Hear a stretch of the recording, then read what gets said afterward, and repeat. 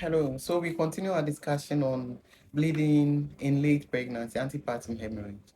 And so the one we are talking about today is placental abruption. Placental abruption happens when the placenta is normally located, I mean in the upper uterine segment, above where your baby is. Okay, that is the normal location. But because of one or two reasons, it starts separating and then you start bleeding whilst your baby is still in your uterus.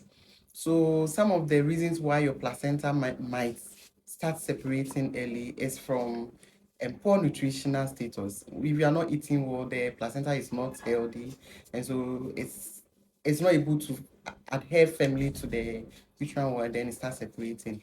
Most of the time, the commonest cause is um high blood pressure, okay, gestational hypertension. It usually causes the placenta to separate and detach, and so you start bleeding.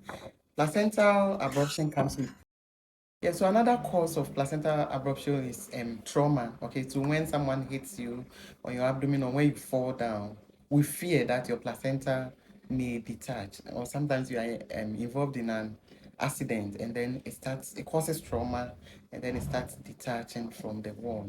And then most of the time, when your bag of waters is artificially ruptured so that the water gushes out with force. Sometimes that kind of sudden gush of the fluid out may cause a shrinkage in the uterus so that the placenta starts separating. And then when there is breech presentation or transverse presentation, and then there's something we call external cephalic version, where externally your doctor may try to turn the baby to the cephalic position this way.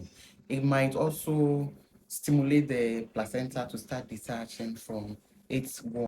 Infections, especially infections of your kidneys, and then sometimes when the fluid around your baby is very, I mean, too much, excessive, we call it polyhydramnios. Some of these things also lead to the placenta separating prematurely whilst the baby is still in your uterus. Usually, what you see is that you may be bleeding. Sometimes we call something concealed bleeding. The blood doesn't come out, so you start bleeding into the uterine muscles.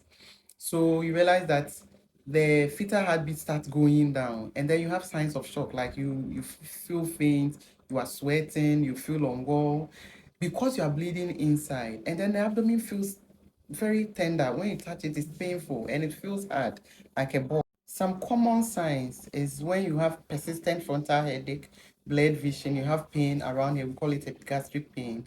You need